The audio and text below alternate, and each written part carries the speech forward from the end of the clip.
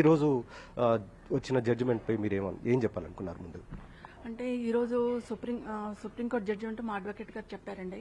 వెంటనే కాల్ చేసి చెప్పారు. ఏదైతే హైకోర్టు జడ్జిమెంట్ ఉందో దాన్నే కన్ఫర్మ్ చేస్తూ ఆర్డర్స్ ఇష్యూ చేశారు.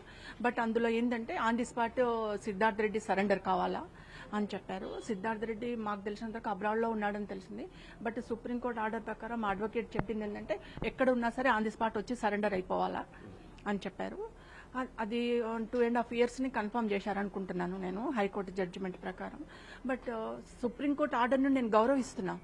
I respect. ఎందుకంటే అత్యున్నత న్యాయస్థానం మన ఇండియాకి, కాబట్టి ఐ రెస్పెక్ట్.